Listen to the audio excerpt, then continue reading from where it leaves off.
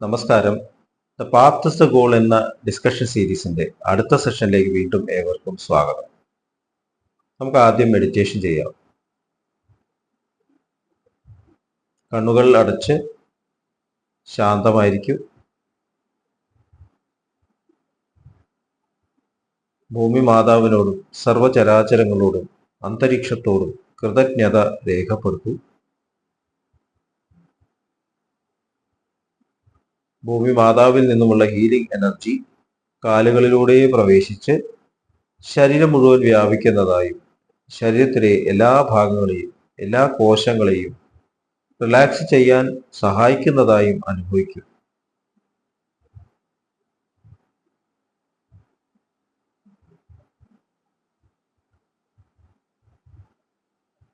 ഇപ്പോൾ ശരീരം പൂർണ്ണമായും റിലാക്സ്ഡ് ആയി.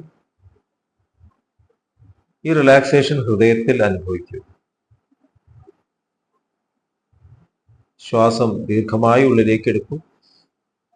ഹൃദയത്തിൽ സ്നേഹം നിറയുന്നതായി അനുഭവിക്കൂ. ശ്വാസം പുറത്തേക്ക് വിടുമ്പോൾ സ്നേഹം പ്രപഞ്ചം മുഴുവൻ വ്യാപിക്കുന്നതായും അനുഭവിക്കൂ. ഹൃദയത്തിൽ കുടികൊള്ളുന്ന സ്നേഹത്തിന്റെ സ്രോതസ്സിൽ നിന്നും ഉദ്ഭവിക്കുന്ന ദിവ്യപ്രകാശം മനസ്സിനെ ആകർഷിക്കുന്നതായി അനുഭവിക്കൂ.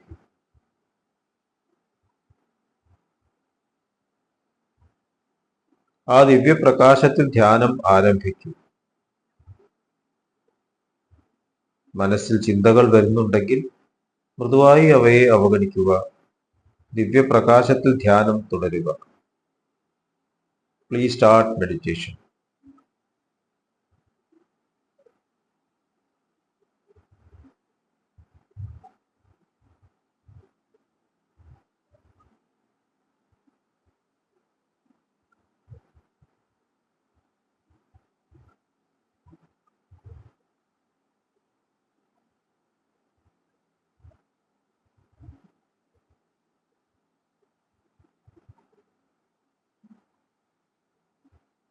ഓക്കെ, ഈ കണ്ടീഷൻ ഹൃദയത്തിൽ നിലനിർത്തി പതുക്കെ കണ്ണുകൾ തുറക്കും. എല്ലാവരെയും ഹാർദമായി ഹാർട്ട്ഫുൾനെസ് സഹജമാർ മെഡിറ്റേഷൻ സിസ്റ്റത്തിലേക്ക് സ്വാഗതം ചെയ്യുന്നു. എങ്ങനെ ജോയിൻ ചെയ്യാം എന്നത് ഡിസ്ക്രിപ്ഷൻ ബോക്സിൽ കൊടുത്തിട്ടുണ്ട്. നമ്മൾ അഹിംസയുടെ ആ സാമ്രാജ്യത്തിലേക്ക് ആണ് സഞ്ചരിച്ചുകൊണ്ടിരിക്കുന്നത്. പൂർണ്ണമായിട്ട് അഹിംസ അത് ഈ ഭൂമിയിൽ സാധ്യമായിരിക്കില്ല എന്നും മഹാത്മാഗാന്ധിജി പറഞ്ഞിട്ടുണ്ട്. അപ്പൊ നമ്മുടെ മാറ്റങ്ങൾ തുടങ്ങേണ്ടത് ഉള്ളിൽ നിന്നാണ് എന്ന് നമ്മൾ ഡിസ്കസ് ചെയ്തു. അപ്പൊ പുറമേ നമ്മൾ കൊണ്ടുവരാൻ ശ്രമിക്കുന്ന മാറ്റങ്ങൾ യഥാർത്ഥ ശ്രമത്തിന്റെ ആവശ്യം ഇല്ല. ശ്രമിക്കുമ്പോൾ ഈഗോ ആണ് അവിടെ പ്രവർത്തിക്കുന്നത്. പുറമേ നടക്കുന്നത് എന്തോ കുഴപ്പമുള്ളതാണ് തോന്നുമ്പോൾ അതിന്റെ കാരണം എൻ്റെ ഉള്ളിലാണ്. അപ്പോൾ change yourself, be the change that you want to bring in this world. ഇതാണ് ഗാന്ധിജി പറഞ്ഞത്. എല്ലാ മാസ്റ്റേഴ്സും തന്നെ പറഞ്ഞു, നിങ്ങൾ മാറൂ. ലോകത്തെ മാറ്റിയല്ല, സ്വയം മാറുകയാണ്. സ്വയം മാറുക എന്ന് പറയുമ്പോൾ എന്താണ്? നമ്മുടെ ഉള്ളിലുള്ള സങ്കല്പങ്ങളെ, നെഗറ്റിവിറ്റീസ്, നമ്മളെ സ്വാർത്ഥതയിലേക്ക് നയിക്കുന്ന കാര്യങ്ങളെ നെഗറ്റിവിറ്റി എന്ന് പറയാം.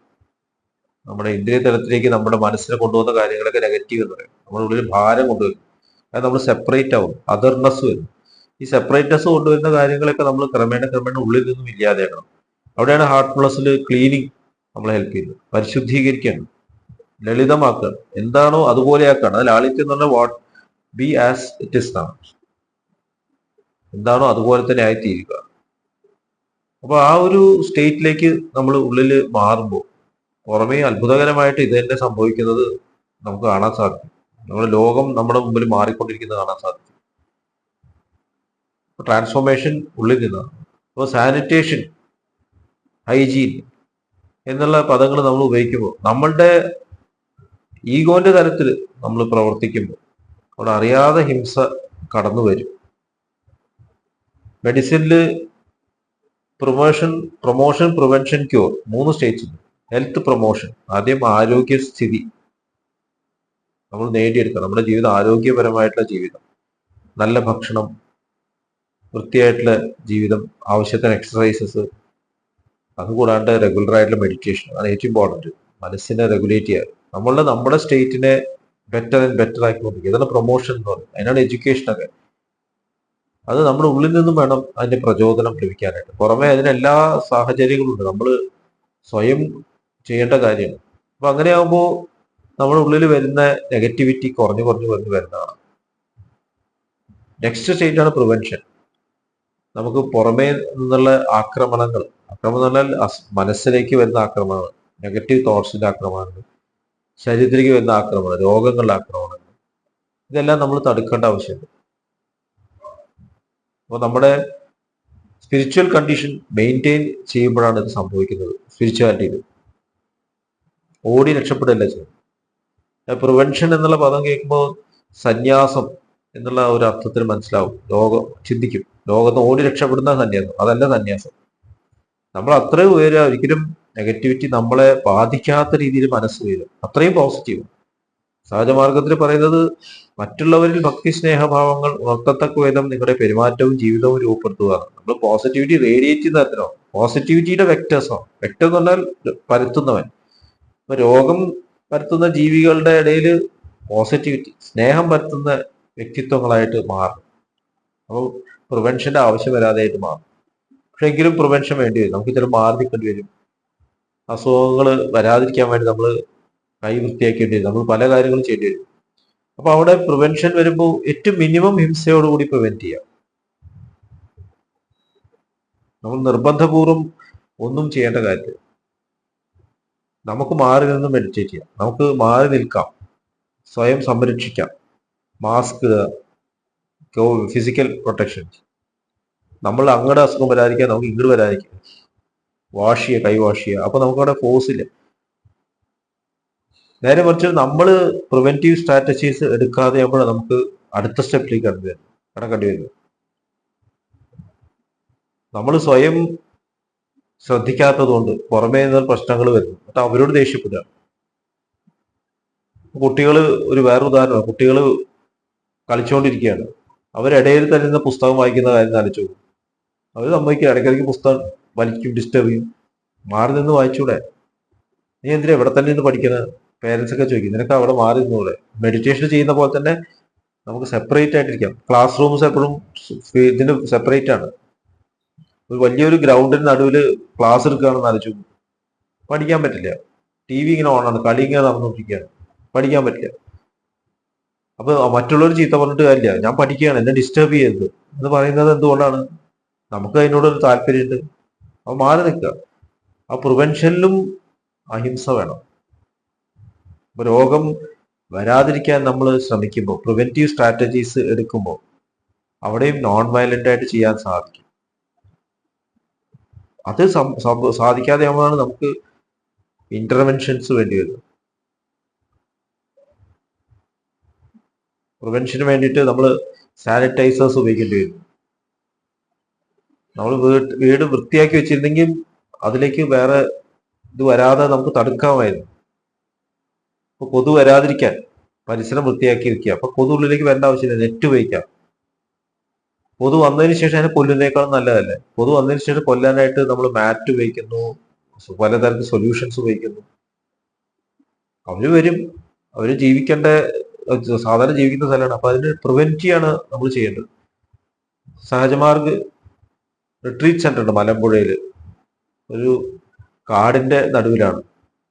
അവിടെ ആനകളുടെ സഞ്ചാര സ്ഥലമാണ്. ഇപ്പൊ ചാരിജി മഹാരാജ് ഉള്ള കാലത്താണ് റിട്രീറ്റ് സെന്റർ തുടങ്ങിയത്. അപ്പൊ ആനകൾ കടന്നു വരും റിട്രീറ്റ് സെന്ററിലേക്ക്. എങ്ങനെയാ തടുക്കുക? പല പല ഐഡിയാസും ഉണ്ട്. ചിലപ്പോൾ ഇലക്ട്രിക് ഫെൻസ് വെക്കാം. ഇപ്പൊ ചാരിജി മഹാരാജ് പറ്റില്ല, ആനയ്ക്ക് ഷോക്ക് അടിക്കും, അത് പാടില്ല. കുപ്പിച്ചില് വെക്കാം, അതും പറ്റില്ല, ആനയ്ക്ക് ഷോക്ക് വേദനിക്കും. അപ്പൊ എന്താ ചെയ്യുക? അപ്പൊ മതില് കെട്ടി, ആന തുമ്പിക്കൈ ഇട്ടിട്ടാ അത്ര അതിന്റെ അളവ് നോക്കുക, ചാടിക്കിടക്കാൻ പറ്റുമോ എന്നുള്ള ഒരു ഐഡിയ ആന ഉണ്ടാക്കുന്നതല്ല. അപ്പൊ തുമ്പിക്കൈ എത്തുന്നില്ലെങ്കിൽ ആന കടക്കില്ല. അപ്പൊ അങ്ങനെ വലിയ മതില്, വെർട്ടിക്കൽ മതിലുകൾ ഉണ്ടാക്കി ആന കടക്കാതിരിക്കാൻ പറ്റും. അഹിംസ. അപ്പൊ നമ്മള് ഇൻജുറി ചെയ്യാൻ ശ്രമിക്കുമ്പോൾ നമ്മൾ അവരുടെ മേഖലയിൽ കടന്നു എന്നിട്ട് അവരെ സഞ്ചാരത്തിനെ ബ്ലോക്ക് ചെയ്യും. അപ്പൊ പ്രിവെൻഷനിൽ നമുക്ക് അഹിംസ കൊണ്ടുവരാം. ക്യൂറിൽ വരുമ്പോൾ എങ്ങനെ അഹിംസ? അപ്പൊ നമ്മൾ പിന്നെ ഹിംസയിലേക്ക് കിടക്കാം. ചികിത്സാ രീതികളിൽ പോകുമ്പോൾ ഹിംസ വരാം. അതുകൊണ്ടാണ് നമ്മൾ പരമ്പരാഗതമായിട്ട് നമ്മുടെ ഭാരത സംസ്കാരത്തിന്റെ ചികിത്സാ രീതികളൊക്കെ പ്രിവെൻഷനിലും, ആയുർവേദം ഒക്കെ എടുത്ത് നോക്കുകയാണെങ്കിൽ മനസ്സിന്റെ ഉയർച്ച, അതിന് ആരോഗ്യം, നിലനിർത്തുക. ഭക്ഷണത്തിൽ ശ്രദ്ധിക്കുക. പഥ്യം ഉണ്ടെങ്കിൽ ശരിയായിട്ട് പഥ്യം നമ്മൾ നോക്കുകയാണെങ്കിൽ ചികിത്സയുടെ ആവശ്യമില്ല എന്നാണ് കോട്ടക്കലിന്റെ മുൻ ചെയർമാനായിരുന്ന ഡോക്ടർ പ്രസിദ്ധനായിട്ട് ഡോക്ടർ PK വാര്യർ പറഞ്ഞത്. ഞാനൊരു പ്രഭാഷണത്തിൽ കേട്ടിട്ടുണ്ട്. ചികിത്സ നടത്തുമ്പോൾ പഥ്യം ആവശ്യം, പഥ്യമാണ് ചികിത്സയെക്കാളും ഇമ്പോർട്ടൻറ്റ്. ശരിക്കും പഥ്യം നോക്കുകയാണെങ്കിൽ മരുന്നിന്റെ ആവശ്യമില്ല എന്നാണ്. പഥ്യമാണ് ഇമ്പോർട്ടൻറ്റ്. പഥ്യം എന്ന് പറയുമ്പോൾ ഇതെല്ലാം വരുന്നു. നമ്മുടെ ജീവിതത്തിലെ റെഗുലേഷൻ ശരിക്കും വരികയാണെങ്കിൽ മരുന്നിന്റെ ആവശ്യമില്ല എന്നാണ് അതിന്റെ അർത്ഥം. അപ്പൊ നമ്മൾ ക്യൂറിലേക്ക് കിടക്കുമ്പോൾ നമ്മൾ ഓൾറെഡി ലൈഫ് ബാലൻസും തെറ്റി. അപ്പൊ കൂടുതൽ കൂടുതൽ മരുന്നുകൾ കണ്ടെത്തേണ്ടി വരുമ്പോൾ, കൂടുതൽ സ്ഥാപനങ്ങൾ, ഹോസ്പിറ്റലുകൾ ഉണ്ടാക്കേണ്ടി വരുമ്പോൾ നമ്മൾ ആദ്യത്തെ സ്റ്റെപ്പുകളിൽ ശ്രദ്ധിച്ചില്ല എന്നുള്ളത് എവിഡന്റ് ആണ് എന്നാണ് എനിക്ക് തോന്നുന്നത്.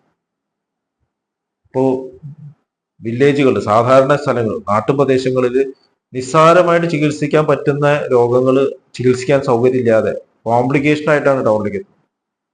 ഹൃദയത്തിന്റെ പ്രശ്നങ്ങൾ, ഡയബറ്റിസ്, കണ്ണിന്റെ രോഗങ്ങൾ, കണ്ണിൽ പൊടി വീണ പൊടി എടുത്തള എളുപ്പമായിരുന്നു. ആ പൊടി വന്നിട്ട് പഴുപ്പായി കഴിഞ്ഞാൽ പിന്നെ കോർണിയൽ ട്രാൻസ്പ്ലാന്റേഷൻ വേണ്ടി. Nip the evil in the bud എന്ന് നമ്മൾ കേട്ടിട്ടുണ്ട്. നമ്മൾ ചെയ്യുന്നില്ല. അപ്പോൾ സ്ഥാപനങ്ങൾ വളരുമ്പോൾ, ചികിത്സാ സ്ഥാപനങ്ങൾ വരുമ്പോൾ നമ്മൾ സന്തോഷിക്കുകയാണോ വേണ്ടത് അതോ ദുഃഖിക്കുകയാണോ വേണ്ടത്? ഇത് നമ്മൾ ഇൻട്രോസ്പെക്ട് ചെയ്യേണ്ട കാര്യമാണ്.